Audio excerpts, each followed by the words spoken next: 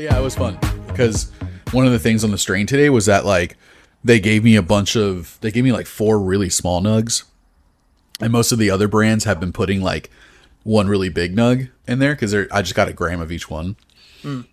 So a nug that equals a gram, you know, so it's just like one good size little thing. And the brand today gave me 4 little nugs that equaled up a gram. So I was like, why? I'm like, I feel like I should deduct some points from this. I'm like, this doesn't fit. Like, I feel like I can't give these guys a 10. Deduct points for getting the exact weight that they advertised. So that's the thing is like, I was thinking, man, this weed is so beautiful. I would feel bad not making it a 10 because it was so pretty. But I'm like, but they're so small.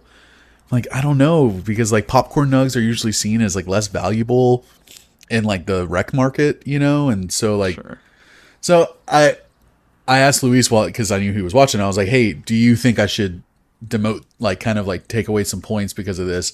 And then he asked me, he was like, well, what does the size of the weed indicate in terms of quality? He's like, is that an indicator of quality? And I was like, actually, yes. And I, you know, like kind of got to go off on that little like education. Like I felt like I was like doing the education thing that I've been wanting to do also with weed. So it was fun. Maybe you want to be like a fucking weed educator.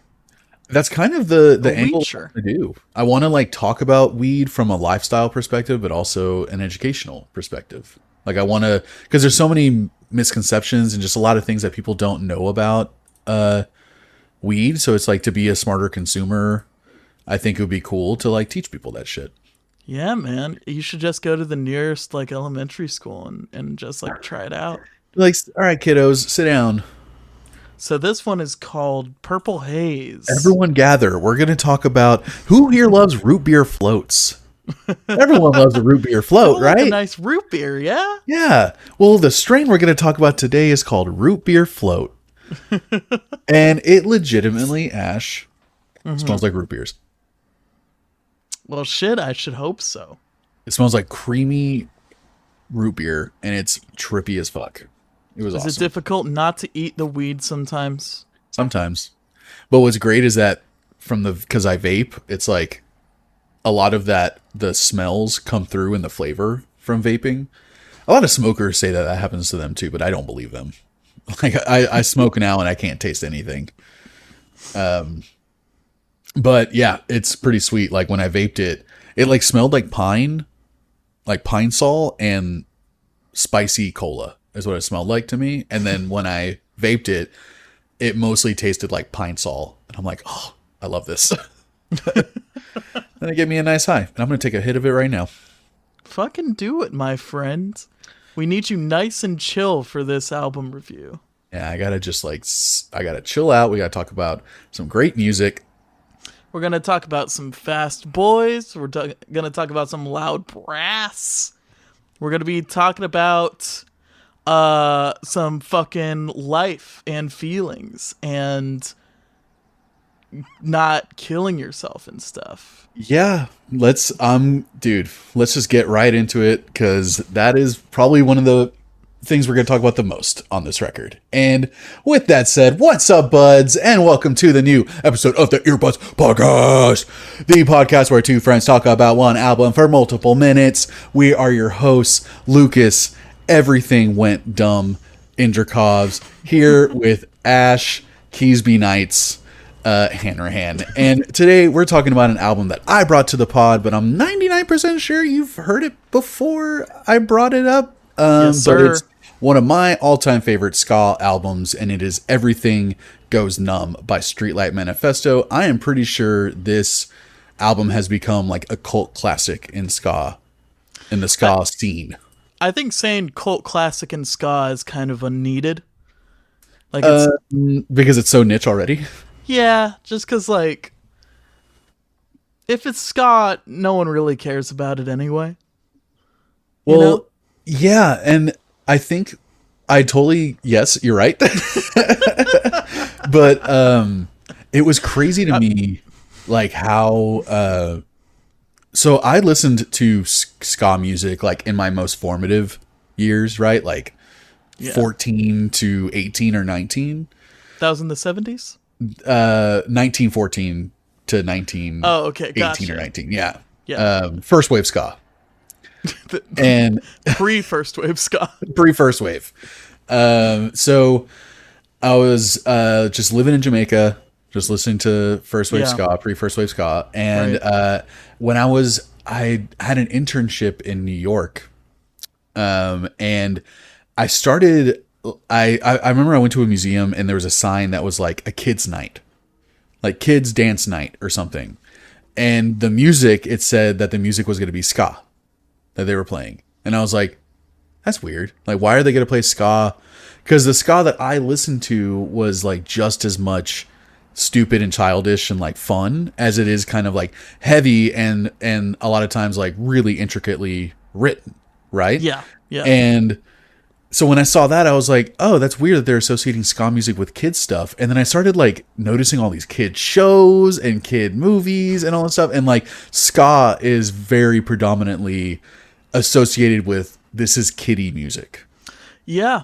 It's got that kind of uppity bounce to it in most of the stuff. It's usually in a major key and all that. You can dance around to it.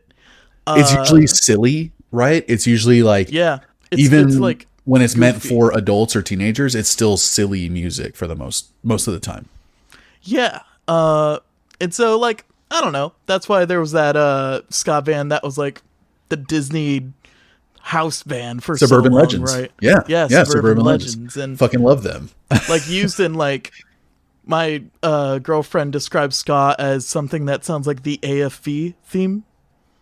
Like America's exactly, dude. It has this like kind of kid show vibe to it for the most part, and that's kind of when I started like realizing that more and more. I kind of thought I kind of grew out of ska a little bit because I was like, oh, it is kind of kiddie and silly, and you know. But then you have like the RX Bandits of the world, you have the Catch 22s of the world, and then you have the Streetlight Manifestos of the ska world. That it's completely. You can take this as you can take this seriously, you know, despite it being a ska punk like genre album. Yeah. It's obviously with any genre, it's not all going to be the same shit, you know, and a lot of the biggest ska bands do have that kind of, they're going to go both ways with it. Right. I mean, I think like, arguably Real Big Fish is probably the most popular famous ska band ever, right? Yes. Like next to the Specials, you know, if you want to go that far back. Like the Mighty Boss Tones. The Mighty Boss Tones were huge. I mean, that's it. Like I kind of the ska bands like Real Big Fish, which there are a lot of them. A lot of bands wanted to be Real Big Fish when they were at the biggest. A lot of like Real Big Fish stuff is kind of playful, fun party music. And then you have like the Mighty Boss Tones stuff, which is more like kind of talking about some social issues, but most of the time it's like coming of age music is what I think of Mighty Boss Tones as. Sure. Yeah. And Less Than Jake is almost like a subgenre of coming of age ska, but it's like everything in my town sucks / like I suck. Yeah.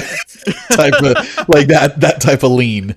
So it was, but then you have bands like RX Bandits, like we said, and Streetlight Manifesto, and I know I'm forgetting of a bunch of other ones that were kind of more serious about it, like maybe Suicide Machines. Yeah, you know? Yeah. But I feel like it was weird because ska was such a big deal in my group of friends, and then to like see how ska was viewed outside of my Your little world. Scabble. Yeah. It was weird to be like, oh, people don't respect this music. Like I love this people music. think this is goof music. Yeah, right. Like I didn't realize that. Yeah, like probably, dude. I bet there's ska in the Goofy movie. Like there has to be. Oh no, right? yeah. Like every like 90s thousands movie animated that had a chase scene had a ska song. You know? Just fucking. That's what like the mass media of people know as ska. You know, and as like. Going into ska punk is kind of where that stuff definitely starts to separate itself a little more. But even then, it can be hard to kind of like find a ska that you could like show someone and be like, no, it could be serious. We could, you know, but like really listen to what they're doing, like really listen to what they're playing and really listen to what they're talking about. It's like, it is hard for a lot of people to take it seriously, but I honestly think, I think there's a, I wish I had looked up like Streetlight Manifesto's kind of related artists just to see like who else falls within the kind of series. Because then you have shit like the Aquabats. Yeah. But it's like, yeah, but they literally had a kids show, right? they did eventually. That was a bit after like that took a while. Right. But I think I know where you're going with this, and I think that you're very right in thinking that like this album, I think probably was a good like boost to ska's reputation. Yes. And how it tackled some of these issues and tackled like serious stuff. And with I feel like this is the most heartfelt ska record ever written. it is very heartfelt. There are a lot of songs about helping people through like suicidal thoughts and A lot of suicide on this Yeah. like throughout the lyrics. Like I knew The Big Sleep when I was younger was, you know, clearly about suicide, The Big Sleep, about death, you know. But man, re-listen to this, I'm like, you know, trigger alert, like this is going to come up quite a few times in this, that it's like it's almost every other song, or like at least 3 or 4 songs on this album that specifically talk about suicide, and made me think there had to have been a personal reason why he's writing so much about that shit. Yeah, even though it seems like for most of the time he's talking about that stuff, he's kind of talking to somebody else. He's not really. Yeah. It never really sounds personal, but it could definitely come from a personal place. Yeah, You know, it definitely he's sounds just- like he had a suicidal friend, or he had a friend commit suicide or something, Yeah. and he wrote all these songs. I mean, Here's to Life, A Better Place, A Better Time, The Yeah. Big Sleep, The Saddest Song, all those songs like address suicide and like self-harm and like, you know, self-harm mentally also. And I think this album really kind of like there are a lot of songs on this album. There are. It's almost an hour long. Yeah. An hour long. Dude, who else can write a 5-minute ska song and it works? Not many. And maybe no one can write an hour-long ska Maybe album, even no one. but Well, we'll get to the nitty-gritty we'll of get to that. Yeah. But there are a lot of this album, I would say in general, just is about enjoying life in spite of everything. Right? And I think that's the main message that's trying to get across here, and that like we recognize y'all. We recognize that like life could be really shitty and you're going through all this stuff. Yeah, but there's a lot of bullshit. Like they call out a lot of bullshit. It's not like it's not all, you know, roses in the stuff that he's talking about. Like he's calling out a lot of that stuff of being like, you got to make the best of it though, right? They're never saying that like, oh, stop being sad, you know? There's all this like just ignore it, and like just life is perfect all the time and life is great. But they're like, make a skank pit anytime you feel sad. But that's kind of, it seems like that's kind of the through line with ska that I've noticed, is this kind of like optimism. Joy is an act of rebellion, if I could quote. That's a great way to put it. And it's like just kind of persistent optimism. Just like we refuse to let this get us down, you know? Because like, hey, at least you still got your friends, or at least you got your health, or like there's what's a song on here that he says like, I never wanted this, no one ever wanted this, but they gave it to you, so you might as well be proud of it. And I don't care what we went wrong. All I know now is we got to do something right. I think it's like We Are the Few. Flailing? No, I think it's We Are the Few. Flailing's the next one. There's a lot of fucking words on this album, man. Oh my god. Jesus Christ. It's this like, dude writes a book chapter for every song. The only reason these songs are so long is as he can fit all of his lyrics into them. Dude, and he's like the Busta Rhymes of ska music. No, yeah, like it's very apparent on like most songs, but like Point Counterpoint, where he does this like fuck, I don't know the lyrics, but every time she makes a point, I make a counterpoint, and then in the end, you had no choice. Like, guns on the trigger, but the trigger is locked. And it's like multiple people singing that part, and it's like, got a gun in my head, but the gun won't cock. My fingers on the trigger, but the trigger won't stop. Yeah, but it almost seems like he's can't keep up with the music sometimes. Like, he has so much to say that he's almost like, even in the opening track, everything went numb. I'm like, dude, he's barely hanging on to this tempo. I've never watched a live Streetlight Manifesto performance, but I got to imagine it's a trial for this guy. I can only imagine how tiring it is, man. I saw them play in Austin at Emo's 20th anniversary of this record, and it was fucking awesome. I believe there's another anniversary this year for this record. Well, actually, I guess it wasn't the anniversary, but I'm pretty sure they played this album live, or they played the whole album, like, as a whole. I'm pretty sure. Sounds like it was some kind of anniversary. It was sick. It was probably like 2019 or something, maybe early 2020. But oh my god, dude, so much fun. And yeah, they played for an hour and a half, hour 45. Jesus Christ! They played this whole record chill. And then some. Yeah, it was insane. And the dude was like, didn't slow down the whole time. He's playing guitar while he's singing, and the guitar is not slow either. There's a lot of fast ska guitar on this record. So it's crazy how he can keep up, and it's really impressive to me to be able to have all those lyrics in you, where I struggle to write 4 lines in a verse, and this dude's writing 16 bars of straight heartfelt fire, and for a ska punk band. Yeah, right. All of this is overqualified for ska punk. Everything about this record's overqualified. I think when you brought this album up to me, you described it as a ska odyssey, a Scodyssey. Scodyssey. I might have said that. You did say that, so don't fuck with me. All right. Are you fucking with me, dude? I would say this is quite an odyssey. Yeah, this is one of the most, it's weird to say epic with ska music, but the horns make this, is what elevates all of this stuff even more than the lyrics, because it's easy. You can have a 5-minute song and it's like, whatever, it doesn't matter, but the horns make those 5-minute songs like so much fun to listen to, and so there's so much going on. This is like, these people were in band in high school. No, yeah, and something that is, I think, overlooked by a lot of people in ska is that a lot of it is very technical, and it's like, you need to be a good musician to play this shit, and that is not, that it stands true on this album. The fucking drums are going 100 miles an hour the whole time. How good is that guy, Paul Lowndes? Oh my god, it's ridiculous! Incredible punk ska drummer, dude. The horns have great lines, and they're playing like near constantly. Yeah, and it's what's cool is that the horns, I thought it was like 6 dudes, or 6 people playing. It's 3 people that play, they each play 3 different instruments. Yes.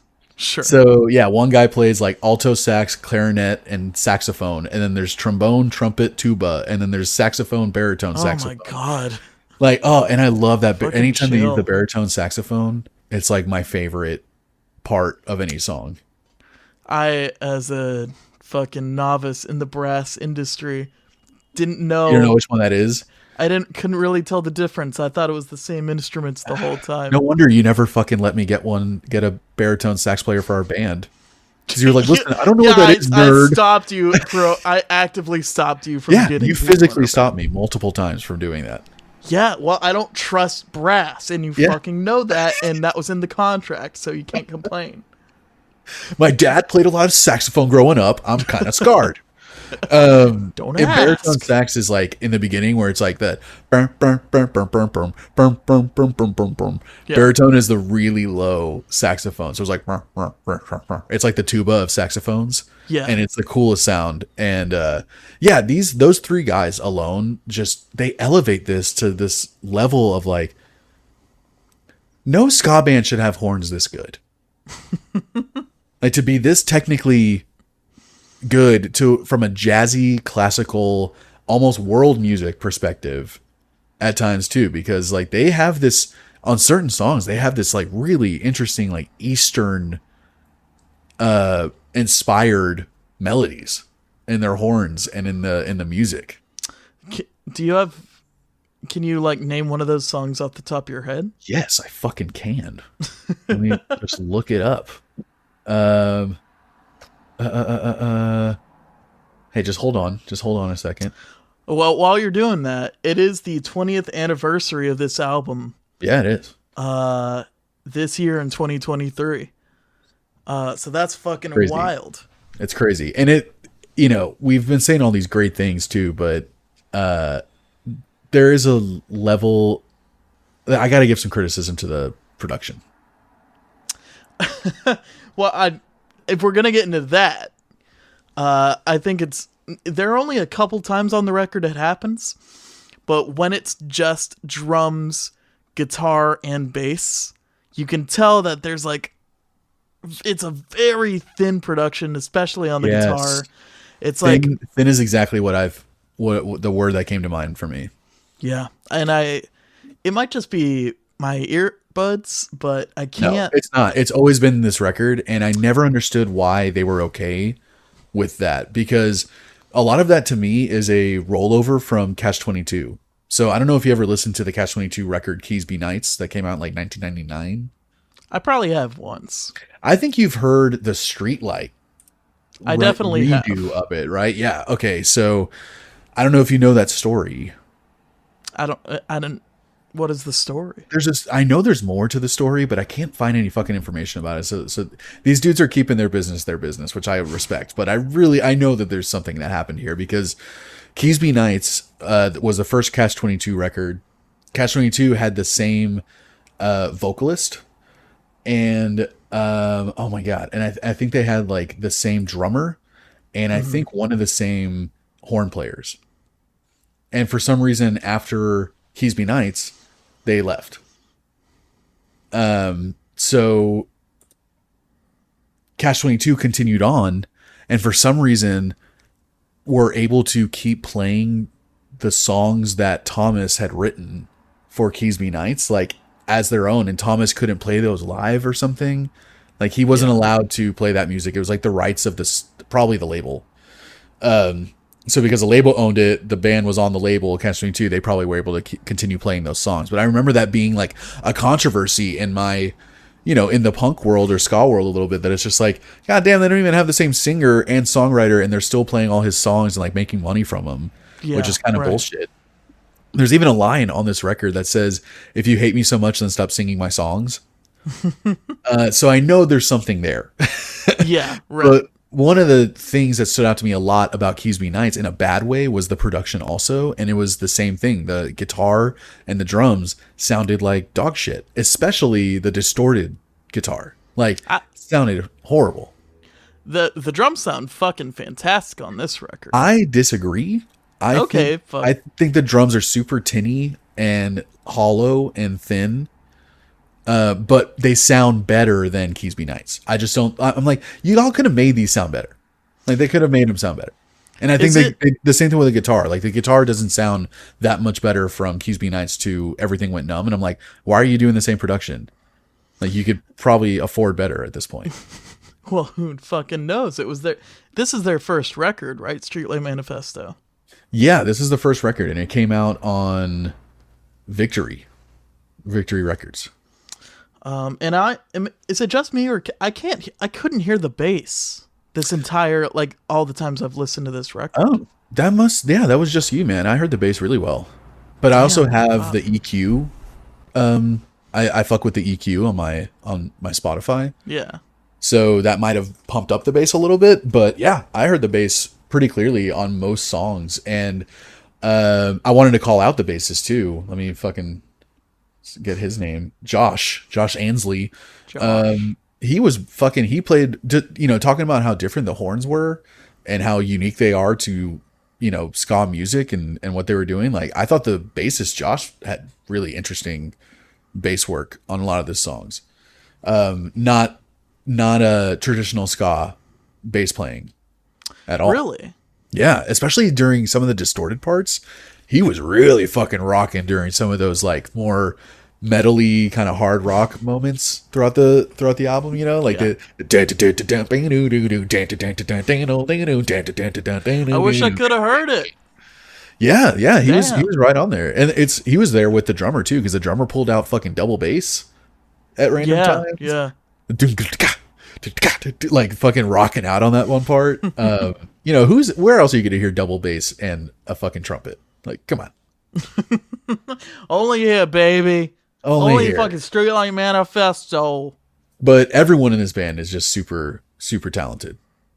That's pretty. I think that would be hard to argue with. Yeah, no, they all sound very tight on this record. Even if like some parts are, it seems like they speed up in some parts unintentionally, but even then the band keeps all together. It's super concrete. And I think the horns sound fantastic on this record. And when the horns are out, it kind of shows behind the curtain of like the lesser production on this. The horns do sound the best out of anything on the record. Yeah, I think I believe for sure. so. Yeah. And it was the songs that I thought they had kind of like an Eastern situation happening was If and When We Rise. I thought had like a really interesting kind of like Russian feel to it. And even Everything Went Numb, the opening track, where it's like, it sounds like that fucking band from the Cantina in Star Wars. Like it sounds like they're playing that type of, and that's very like Eastern sounding to me. And I think Thomas, we haven't talked about his vocals yet. I'm curious what you thought of him as a vocalist, because he is not a good singer, quote unquote. No, I think he does what he needs to do. I think he has a good, like, kind of bratty, punky voice that fits. Very nasally, high pitched. Much like the music of ska, hearing his voice for an hour straight is a little grating. Yeah. I feel you. I understand that. It's kind of like Laura Jane Grace from Against Me, or Tim Armstrong from Rancid, you know, Punk, and even Fat Mike. I think Punk, especially more than a lot of other genres, the singer's voice is like really obnoxious. Yeah, and they mean it to be, you know, and I think in a lineup of those types of singers, this guy is definitely not the worst of the bunch. But do you think Tim Armstrong's worse than him? I think if you're not into Tim Armstrong, it could definitely be a lot worse. Yeah, I think at least I can understand what Thomas is saying in Streetlight Manifesto. He's saying a lot, and he's like Very saying clearly. it really fast, but he's very clear. That's why I call him the Buster Rhymes of ska. Scoster Rhymes. You know what he's saying? Yeah, he's Scoster Rhymes.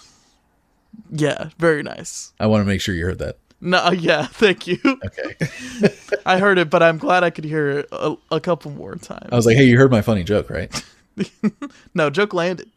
Dude, how have we not been just doing ska puns this entire episode? We've been missing out on so many ska opportunities. I've been going out of my way to not do them. Thank you very much. Fine. I mean, do them all you want, but you still got to put the money in the fucking jar. You know what I'm saying? I will. Okay. All right. I would definitely. Thomas is not a great singer, but I think he is perfect for this music, and he has so much heart in his vocals, and I think that's what this album has. Like, this is the. I think that's one of the best descriptors of this record as a whole. Is just like it has a lot of heart in it. For sure. It feels like a bunch of underdogs really playing their hearts out, you know, and it's cool. And yeah, man, I'm ready to get into like, you know, some specific songs and everything too. But I also wanted to call out that I think this is one of the only ska bands that I can think of, and I've listened to a lot of ska that will knows that their horn section is fucking badass. So they'll allow like these 1 to 2 minute long just musical interludes, just letting the horns do their shit. Yeah, I guess you don't hear a lot of like just instrumental sections of a lot of ska songs. All songs are usually 3 minutes, man. 3.5 minutes. You're trying to fucking wrap it up. Keep it tight, you know, and these guys are like, let's go 5.5 minutes because I love that horn line that you came up with. So we're gonna play it 4 times, and then I'm gonna allow you to build off of it a couple times. Like there's one of my favorite songs from Keys Be Nights. I'm guessing it's at least one of these horn guys. We're also in Catch 22. Like one of my favorite songs on Keys Be Nights has like a 3-minute, 4-minute musical, just only instrumental section in the middle of a ska song. Jesus. And it's like the flute gets a thing, a trumpet gets a solo, the sax gets a solo, the trombone gets a solo, the drummer gets a solo, the guitar gets. I was like, they just let, I was like, this is really cool musicianship that you hear on these albums, and especially on this one, I feel like it was just like fucking top notch. Fucking top notch, dude. I'm just listening to Here's to Life. And when they do the breakdown of the it's like, that's such a cool part. I'm glad they fucking knew to do that with that line. It goes so perfectly. Such a great riff.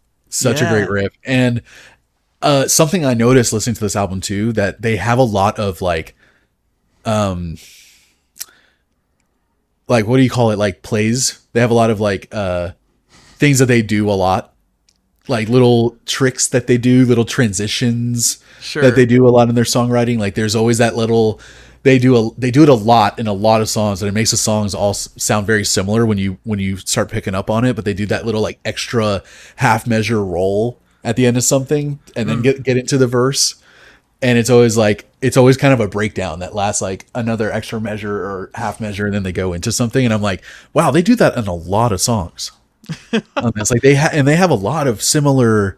It almost feels like at times like a concept record, because it sounds like they have a lot of like recurring melodies or like motifs that come back also.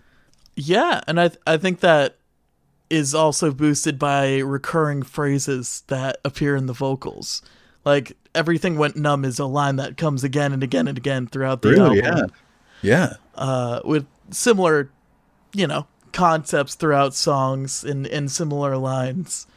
But yeah, I'd say this is probably the closest I've heard to a ska concept record. Right? And I kind of never really picked up on that before. And this time around, I was like, dude, there's something here. I feel like they were doing something and they didn't really like explicitly, they didn't go all in or something. Or maybe Thomas just like realized that he kept going back to this one phrase or this one musical, idea, and he just kind of kept using it and reusing it. But it doesn't make the album feel repetitive at all. It just kind of, when you pick up on it, you're like, okay, something's happening here. This is intentional. Or it's kind of like how it happened a lot in Mortalis, where we did have a lot of similar transitions that we used because it was like go-to stuff for us.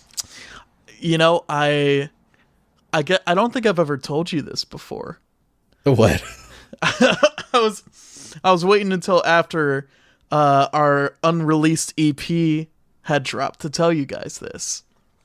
But the last 4 songs we made all had like the exact same musical structure. Yeah. And so I think we fell back on that quite often.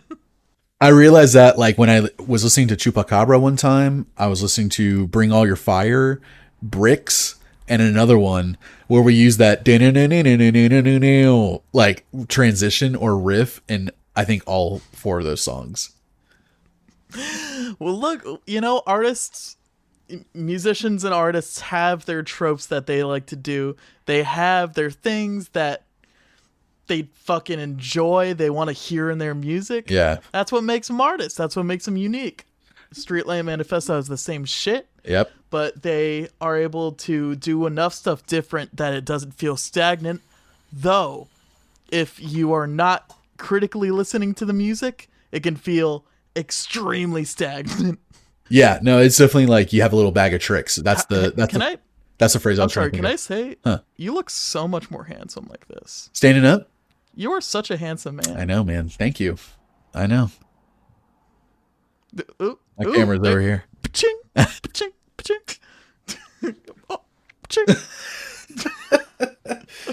Yeah. That's my fucking boy right there. It feels weird standing up and doing this, man, but it feels oddly right. It feels like I'm at a bar. Like I need to be drinking a beer. So I'm standing up and talking to someone. This is how you're supposed to be recording podcasts. It's like standing up and just like right? Doesn't it? It feels like I feel like I'm having more of a conversation right now.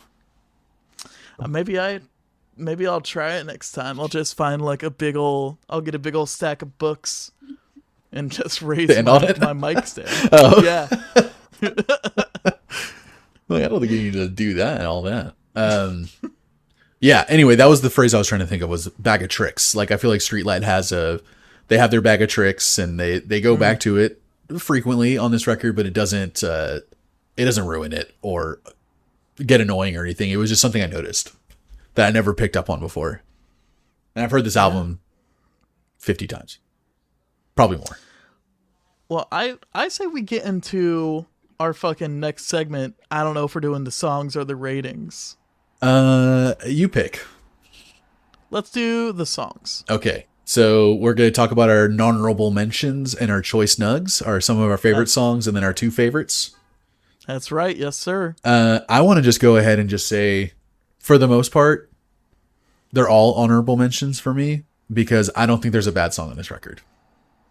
Okay. I do have some favorites among them, but dude, it's all killer. Well, which were the ones that were contenders for the top picks that didn't quite make it? First one was Point Counterpoint. That was almost one of my favorites. That's probably one of the more popular songs. I wouldn't be surprised. It is super fucking catchy. It's one of my honorables as well. Yeah, super catchy. I think it's one of my favorites, like lyrically, as well. Go ahead and close Spotify. Now my computer's acting all slow. And that was the one the first one on the album, which, because it's only, I guess it's like number 3 on the record, but that was one of the ones that at first I was like, dude, this guy is having a hard time keeping up with the music. Like has so much to say. Yeah. But so little time to say it. Yeah, it's a little time to say, but yeah, I got a gun in my hand, but the gun won't cock. Like that is so fun. The trigger when it's hot. Yeah. And they have a song like that on Keys Be Nice. That's like a 9mm in a 3-piece suit. What a gun for me, I'll be sitting on yeah. in my hand when a bulletproof. Thinking my how the time does fly. Yeah, so sick. So sick. I didn't mention it, but I think it's weird that Streetlight did a redo of Keys Be Nights. Another honorable mention that really stood out to me was We Are the Few. I kind of forgot about that song. It's like right there in the middle of the record. I forgot how much I liked it. I'm trying to go through to remember. It's like how the it comes right after A Better Place, A Better Time, which is like such a heavy fucking song, and then We Are the Few just has this really happy, catchy, like fun vibe to it, and it's just so weird, but it was almost necessary. Like I think they made the right choice by putting that right after such a heavy track. But that's the one that goes like, I never wanted this, no one ever wanted this, but they give it to you, so you might as well be proud of it. And I don't know where we went wrong. All I know now is you gotta do something. You like the songs where he's talking real fast. Yeah, I mean, those are always the ones. Dude, I was the kid in between class in high school I would sing a whole Streetlight Manifesto song, like just hanging out with my friends and just go through the whole thing thinking that everyone loved it, and I was probably annoying the shit out of everyone, but I just like there are so many words on this record and I have every single one of them memorized. Like it's Jesus. He's that good of a songwriter. Another one is Here's to Life. That's a fucking Here's to Life. That's a good one. Hard and honorable mention for me. I love the like woodwinds that they have on there. Like, is that an oboe or something, like a clarinet or a bassoon or some shit? Like, it's just great. I don't know. A Moment of Silence, the one right after that, was almost a choice nug. That one was tough. I had Moment of Silence, Moment of Violence as a non-honorable for myself. Yeah, because it's definitely a part 2. Moment of Violence. I thought it was the most grooving song on the record, A Moment of Silence. And I love the whoa. Yeah. So cool. Yeah, those were the ones that stood out to me. Like, were there any other honorables for you?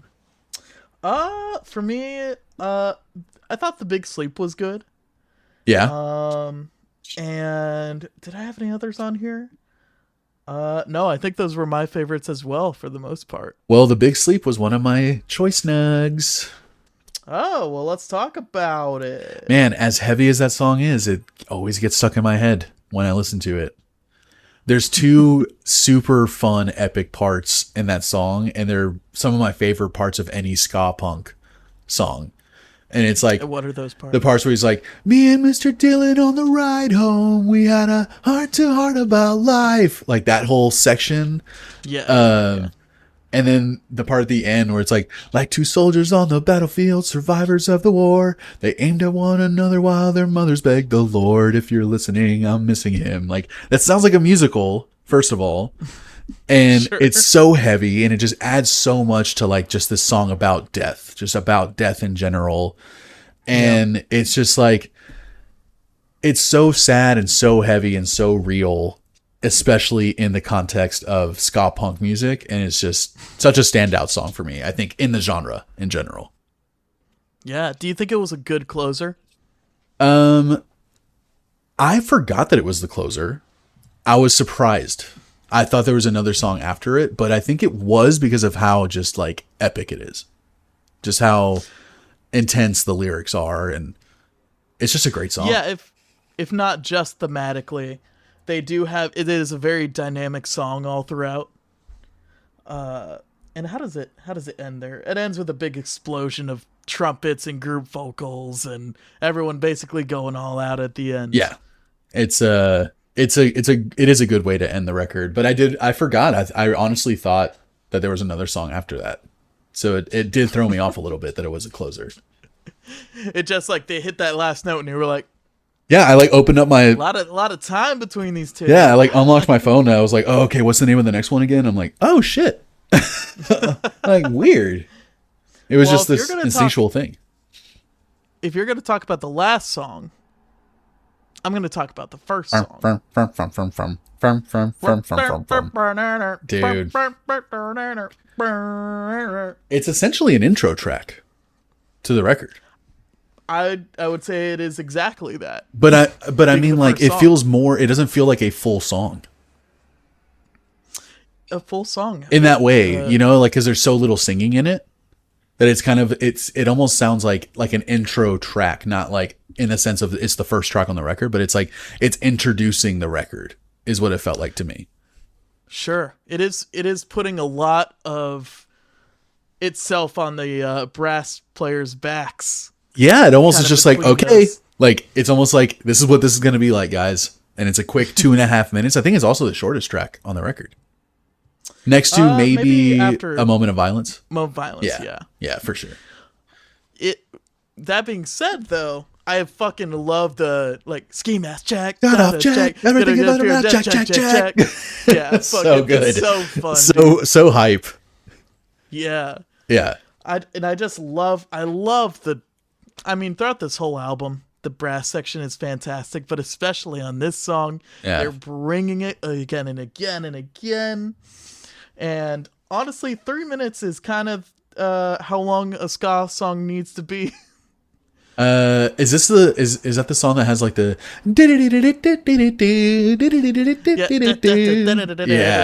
yeah. See what I mean about the Eastern kind of vibe? Does that sound like a little Yeah, no. Right. I see it for sure. little Arabian Nights? And then it like that part where everything like they hit that note and then it all goes silent and then it's just the horns and they're kind of like building up the Yeah. So cool. So cool. Such a great opening song. Yeah. What's your second one, man? I wonder if it's the same with me. My second one is gonna be Failing Flailing. Oh, okay. Okay, so not yours. No, that is not my second favorite song, but that is a great song. The horns are super, super catchy on Failing Flailing.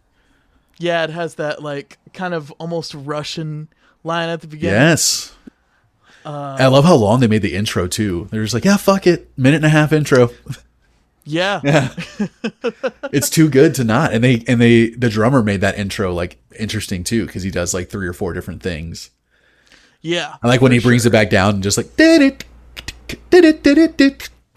and the drums are like kind of, you know, just playing really light stuff, and then they open it back up and he starts like rocking and doing more punk shit. That's a great intro. And I think this is one of the songs where they showcase how empty it sounds without the horns. Yeah. You know? Yeah. But then the horns come in. They're doing this fun line. And there's just like I don't know, man. Just fucking phenomenal brass section throughout this Yeah. whole thing. I can't So get good. enough of it. Yeah, man. They really carry a lot of this album. They really, really do. Like they add so much value to this record. Failing Flailing was one of the first songs that I picked up on that I'm like, oh, this sounds like a Better Place, a Better Time part 2 almost. But not like not like they just, it feels like more of an extension of it. Kind of like Moment of Silence, Moment of Violence. Like Failing Flailing feels like an extension of a Better Place, Better Time, like a reimagining of it a little bit. And then I love the part at the end with the 3 different vocal parts and they're all over each other. Yeah. That part's cool. All kind of doing their own thing. Yeah. And they like slowly start introducing each one and then they all start singing at the same time. And it's just like, that always works for me. Always. Love that shit. I love it. What is your second nug? A Better Place, a Better Time. A Better Place? That makes sense. Yeah. I would say it is the most like, kind of like get on one knee and like, hey kid, let me like tell you some of life's hard truths. Dude, it's always been one of my favorites on the record, and it has such a deeper meaning to me now that I've like lost a friend to suicide, and like how that's what the song's about, is just trying to talk someone out of doing it, you know? Yeah. That really heavy, like where he says like, fuck buying flowers for graves. I'd rather buy you a one-way nonstop to anywhere, find anyone, do anything, forget and start again. You know, just like, it's just so heavy. And that was one of the songs live that like everyone was singing along to every single word of that song. And I cry when I listen to that song because it makes me think of my friend. And I cried every single time I listened to it on this, like on this run through, you know, it's just like, fuck, it's so heavy, but it's so catchy and it's so like just good song. It's just a great fucking song. So I have a lot of personal connection to it, but it's also just like objectively, I'm like, this is one of the better on the album. And it's weird because it almost sounds like fucking Weezer or something at the beginning. Like it sounds like this like kind of alternative rock intro. And then it just becomes this, you know, super catchy ska punk song. That's also like really heavy and talks about suicide and, and yeah, really, really dark stuff, but also optimistic, right? It's not like, no, yeah. It's like talking about this dark stuff, but in the like, let me help you kind of way. And like, you're not alone. It'll get better, you know? Like I guarantee you when you wake up, you'll be in a better place at a better time. That's the line in the song. Like, it's heavy, man. And I think that's part of the reason why overall this album has become so popular and like such a big deal to so many people in the ska punk community. Sure. Because the whole album is addressing, you know, personal conflicts and, you know, what am I going to do with my life? And, you know, please don't kill yourself. And I shouldn't, you know, be so down on myself and things can still get better. And, you know, all this, like, there's so much of that in this album and it all sounds so personal to Thomas and it all comes off like so genuine and sincere that I feel like that's why this album has like impacted so many people the way it has. Because seeing it live, it's like you realized how much this album has touched people. And it was really, really cool to be there. Yeah, for sure, man. Yeah. And it's like, this is, ska is a lot about community. And so I imagine like seeing a band like this live and having everyone around singing this like very hopeful, compassionate stuff is a very singular experience. Yeah, it's really cool. It's like when I see RX Bandits live, like you see how everyone is like singing along to every single word as loud as they can, and there's not every band has that same reaction from people where like the lyrics are so important that everyone has to sing along to every single, you know. Right. I feel like that's a big indicator of like how closely people feel connected to the music. Yeah, man, I think this is honestly one of the best ska albums ever written, coming from a person who has listened to a lot of fucking ska music my whole life. This was always impressive, and it continues to be impressive 20 years later. I've probably missed out of about 20 years of ska music, so I don't know if anything's come out since this that has matched it or surpassed it, but I'd be surprised. I'm not going to let the Interrupters define this decade of ska music. The Interrupters are they're eating the dust of this record. Yeah, man, it still continues to impress me, and it's just so catchy and heartfelt and fun, but also like it makes you think a lot. And you know, I cry from listening to metal, so I'll cry listening to ska music. Like I don't feel any two fucking ways about that. And yeah, man, I know every single word. I have so much history with this record. So I and it's cool to go back where I don't know if I could do the same thing with, you know, Real Big Fish or even Less Than Jake potentially, even though I loved them so much too. I'm like, I don't know if I could go back and listen to those albums I haven't heard in 10, 15 years and still be like, yeah, this is still, you know, best of the best. I mean, it could. This stuff can age pretty Bad in a rough way pretty easily, but Yeah. I think this record in particular has aged pretty well. But with all that stuff you said, what is going to be your rating for this record? I'm gonna go really high, man. You know, I imagine you will. I'm gonna give it a 9.2. 9.2. Fucking shit. Yeah, and the only demotions are the production on the, you know, on the guitar and the drums. Yeah. It's Sure. like maybe it was a choice, but it doesn't take away any of my enjoyment or love for this record. It's just something that like the, you know, the guy in me who appreciates really good production just makes me go, God damn it. Yeah, this could have been better, you know? Ska is always kind of, I think ska is the genre, the rock genre that least depends on guitar and kind of doesn't need guitar to be up front in the center. Ska? Guitar is super important in ska. They're the ones that do it. Like, come on. I guess. Yeah. And that's what I mean. I mean, most ska guitar, I would think has, you know, I'm thinking about Mighty Mighty, all the biggest ska bands that I listened to, they all had great production. For some reason, Streetlight didn't, and from what I've heard, don't. You know, from a lot of their newer stuff, even so. I think it would be reasonable to me for them to say that they thought, I mean, with so many instruments, you got to have some stuff in the background. And I think they decided guitar is kind of the thing that needs to be in the background. The drums are very loud. The horns are very loud. The vocals are very loud. Yeah. The bass is there, apparently. Oh, the bass is there. So the bass is there. Go digging for it. And so if something needs to be kind of in the back, maybe it's got to be the guitar. But that's also...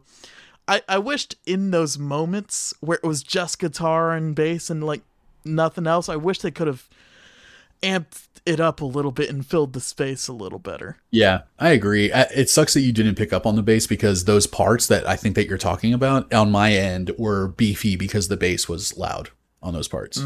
Yeah. I think I also I can't listen to ska for an hour. I love ska. The runtime got you on this? It's a long album, especially for it. I would not recommend this as your first intro to ska. I think it would be overwhelming. Yeah, it's too much. And just all these songs are like 4+ minutes long, which is asking a lot of the audience. You kind of need to be like, you know, you gotta be they do their due diligence. Yeah. They definitely have these different parts and they're trying to keep you interested. They have all these different sections. It's not just intro, verse, chorus, verse, chorus, verse, chorus or anything. But it can get a little, it could be taxing after a while. Yeah, for sure. I enjoyed the optimism but realism of the lyrics. It's always really nice to have that combination. Yeah, for sure.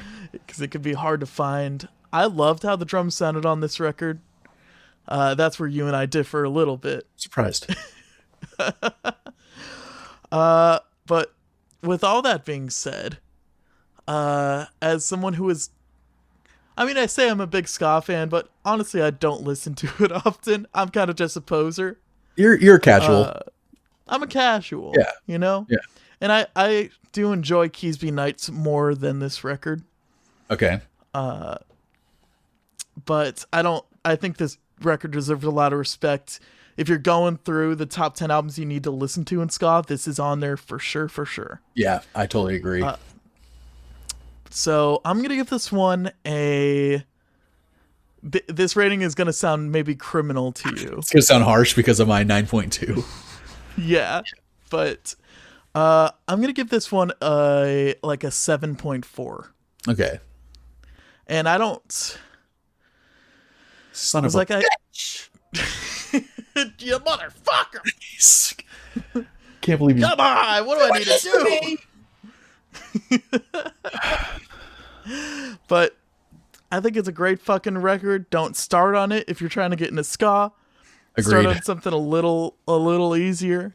Go with Turn the Radio Off by Real Big Fish, or Why Do They Rock So Hard by Real Big Fish. That's a good intro. Like Suicide Machines, self-titled. If Even you then, I think Suicide Machines is kind of rough around the edges. it's tough. I made my girlfriend a like list of 10 ska songs to kind of get into ska. Yeah. And it all just kind of blurred for her. Wow. Yeah. So- I mean, it's if you're not listening, You gotta focus. You gotta pay attention. focus. There's like the light side of me that Yeah, loves on the yeah. dark side of me. Holy that- shit. That just got fucking- real. Why you gotta do that face while you're doing that? This is my darkness. I am the night. I am the night and the light. Where is she? Anyway, thank you guys for listening. Yeah. We love you. We hate I you. like you. I don't. I like you enough. There are layers. You know, we can't just like love you. I only have so unabashedly. much to Yeah. give, you know? We're on YouTube. We're on Spotify. I think we are. Hopefully, by the time this episode comes out, we're figuring out kind of uploading I figured these it out. episodes to all the platforms I figured it that out. you can find podcasts. Yeah. All right, we got it. We got it. We got it. There'll be double episodes on Spotify, but nowhere else. So If you want the video version, go to YouTube. If you want the version with like little 30-second previews or full previews for Spotify Premium of the songs we talk about, go to Spotify. yeah. And we're everywhere else without the previews. Yeah, without- Sorry, yeah. that's just how the fucking world You is can only right hear now. the music that we're talking about on Spotify, unfortunately. Follow our Instagram at EBPcast if you want to. I don't know if you've been updating. I that. haven't posted in a while. Yeah, Whoops. it's fine. You might get a little treat every once in a while, though. Yeah, once in a blue moon, you might get a post. Hey, maybe more people will listen and we'll put more time into our Instagram. Yeah, right. I need ROI on this shit, man. I need some fucking money coming in, man. Return on my time investment. But yeah, thank you all for listening. You have anything to say, Lucas? This was good. This was good. What are you picking for the next record? I have been really in the mood for some Mars Volta. Oh. All right. So the album I'm choosing is First Temple by Closure in Moscow. What? Are you gaslighting me? I'm not That's gaslighting, what gaslighting is? sir. That's the album I want to talk about. What They was are it? the Mars Volta 2. What was it? You introduced me to them, though you don't know it. Lost Temple? A First Temple? Is it First Temple? What is First Temple? By Closure in Moscow. It's an album you did on your dailies back when you were doing an album of the day. And you basically described them as Mars Volta 2. And I was like, I like Mars Volta. Oh, 2. shit. And Okay. so I looked into it. At first I didn't care, but now I can't get enough of this album. Oh, I shit. fucking love it. I can't wait for us to talk about it. I can't wait for you to remember that wanna- you listened to it. Yeah, I'm going to listen to it right now making dinner. I'm excited. Totally forgot about that. But stick around if y'all want to see. Thanks for listening, y'all. Good job, Hey, Ash. bye. Good job. Hey, bye. Good job, to you. Lucas. Hey, good job to me. Hey. Good job to you. Give yourself a pat on the back. Give Bo a little pat on the back for me. No, well, he didn't really do much, so All he did was come up and ask for pets. He just distracted me. it's a very good boy. He's a very good boy, and you get me should give him started on that pets boy. if he wants them. Don't get me started on that boy. All right, well, see y'all. Bye. Bye.